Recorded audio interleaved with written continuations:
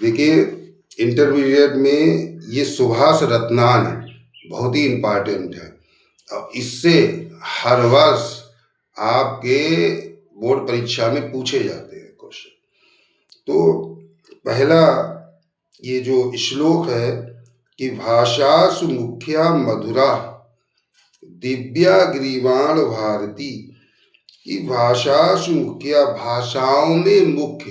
बेटा इसका अर्थ कैसे लिखोगे, कि व्याख्या करोगे या अनुवाद करोगे कि भाषाओं में मुख्य एवं मधुर और दिव्य कौन सी भाषा है? अलौकिक है। क्या है? ग्रीवाण भारती, हमारी संस्कृत भाषा।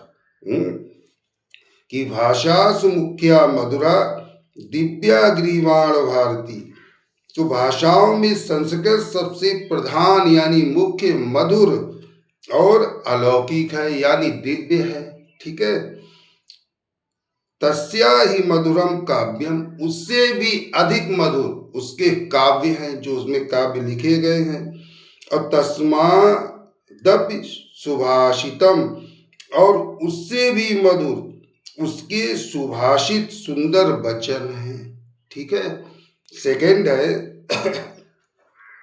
सुखार्थिना कुतो विद्या, कुतो विद्यार्थिना सुखम, सुख चाहने वाले को विद्या कहा और विद्या चाहने वाले को सुख कहा। जो सुख चाहता है उसे तो रजाई अच्छी लगती है, वो क्या पढ़ेगा? उसे विद्या नहीं आ सकती। और जो विद्या चाहता है वो गर्मी में भी मच्छरों में भी बैठ के पढ़ता है। तो सुखार्थिना कुतो विद्या, विद्यार्थिना सुख, कुतो विद्यार्थिना सुखम, सुख चाहने वाले को विद्या कहा और विद्या चाहने वाले को सुख कहा। सुखार्थी व तेजेत विद्या, और सुखार्थी व तेजेत विद्या, सुख चाहने वालों को विद्या त्याग देनी चाहिए। और विद्यार्थी व तेजेत सुखम, और विद्यार्थी को सुख का त्याग कर देना चाहिए। देखिए बेटा बहुत इंपॉर्टेंट है कि जल बिंदु निपातेन क्रमशः पूरते घटा, सह हेतु सर्व विद्यानाम धर्मस्य च धनस्य च। जल बिंदु निपातेन, जल की एक एक बूंद गिरने से, एक एक बूंद गिरने से, जल बिंदु निपातेन क्रमशः, जल की एक एक बूंद क्रमशः कंटिन्यू गिरने से, पूरते घटा, घड़ा भर जाता है। जल की एक एक बूंद गिरने से घड़ा भर जाता है। सा हेतु सर्व विद्यानाम धर्मस्य च धनस्य च, और समस्त विद्याओं अर्थात धर्म और धन को कलेक्ट करने का, संग्रहित करने का भी यही हेतु यानी रहस्य है। ठीक है। तो जिस तरीके से कहता है कि जल बिंदु निपातेन क्रमशः पूरते घटा, जल की एक एक बूंद कंटिन्यू गिरने से घड़ा भर जाता है। और सा हेतु सर्व विद्या नाम धर्मस्य च धनस्य च, उसी प्रकार से सारी विद्याएं, धर्म और धन को संग्रह करने का भी यही एक रहस्य है। जैसे आप 1 रुपए की वैल्यू कुछ नहीं समझते हो, 1 रुपया रोज इधर उधर पड़ा रहता है घर में, उसको एक गोलक में डाल दो, महीने में 30 रुपए हो जाएंगे, साल में 360 रुपए हो जाएंगे, कलेक्ट हो जाएगा ना। तो अगला है बेटा, काव्य शास्त्र विनोदेन कालो गच्छति धीमताम।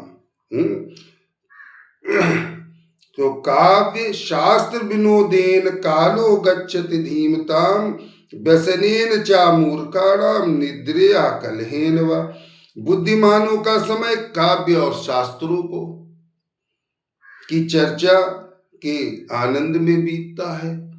कि काव्य शास्त्र विनोदेन, विनोद आनंद खुशी, कालो गच्छति धीमताम, तो बुद्धिमानों का समय काव्य और शास्त्रों के आनंद में बीतता है। व्यसनेन चा मूर्खाणाम निद्रया कलहेन वा, और मूर्खों का समय बुरे शौकों में, सोने में या लड़ाई झगड़े में बीतता है। एक और पढ़ाएंगे, ना चौरहार ना राजहार ना भ्रातभाज्यम न च भारकारी व्यय कृते वर्धत ये नित्यम विद्याधनम सर्वधनम प्रधानम। तो विद्या के लिए क्या गया कि विद्याधन सर्वधनों में प्रधान है। ना चौरहार, ना तो उसको कोई चोर चुरा सकता है, ना राजहार, ना राजा उसको अपनी संपत्ति बता करके हरण कर सकता है, ना भ्रातभाज्यम, ना भाई उसको बांट सकता है, डिवाइड भी नहीं कर सकता है, हिस्सा भी नहीं ले सकता है, ना आभार का, ना ही उसका इतना वजन होता सर पे रखी 10 किताबें पढ़ ली, ये भी नहीं हो सकता है। व्यय कृते वर्धत, जितना इसको खर्च करोगे उतनी ये बढ़ेगी। एवं नित्यम, नित्य विद्याधनम सर्वधनम प्रधानम, विद्याधन सभी धर्मों में प्रधान है, मुख्य है। इन पद्यांश को, इन श्लोक को आप कायदे से तैयार कर लीजिए, इसमें से 100% पेपर में आएंगे। ओके।